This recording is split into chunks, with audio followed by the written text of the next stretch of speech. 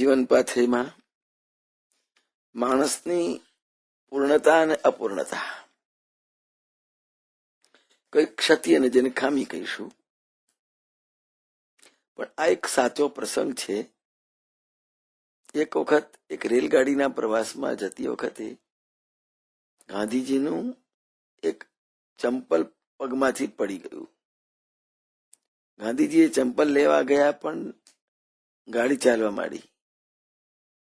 ગાંધીજી બે ક્ષણ સરકતી એ ગાડીની બહાર જોતા રહ્યા.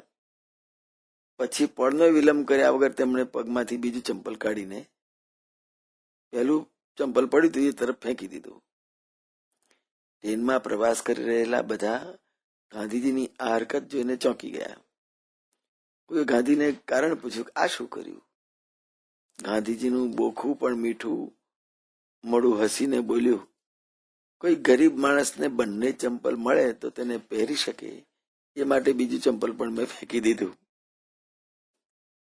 આ પ્રસંગમાંથી શીખવા જેવી વાત એ છે કે માણસની નજર વિશાળ હોવી જોઈએ અને હૃદય સંવેદનશીલ હોવું જોઈએ. આપણે ધીમે ધીમે એટલા સંકુચિત થતા રહ્યા છીએ, આપણા માટે નકામું હોય પણ બીજા માટે કામનું હોય એવો વિચાર કરતા આપણે શીખીએ.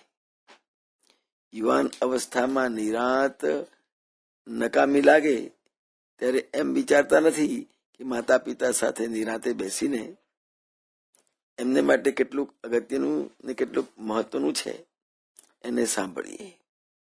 બિઝનેસ બિઝી કરી નાખે ત્યારે પત્ની કે સંતાનો માટે કાઢવાની થતી ફુરસદનું મૂલ્ય પણ આપણે કોડીનું કરી નાખીએ છીએ. સ્વજનો માટે જ માણસ વિચારતો ન હોય ત્યારે એ સમાજ માટે કેટલું વિચારતો હશે એ પણ એક મોટો પ્રશ્ન છે. ગાંધીજી બનવાની વાત નથી, પણ એ આપણું ગજુ પણ નથી. પરંતુ તમે જ્યારે તમારા સિવાયનું વિચારવાનું બંધ કરી દો ત્યારે બીજા પણ તમારા વિશે વિચારવાનું આટોપી લેતા જ હોય છે. જિંદગીમાં બેંક બેલેન્સ, સફળતા અને સિદ્ધિનું 100% મહત્વ છે, પણ એમાં જ્યાં સુધી સામાજિક ચેતના અને સંવેદના ન ભળે ત્યાં સુધી બધું જ અપૂર્ણ છે. જય મહારાજ.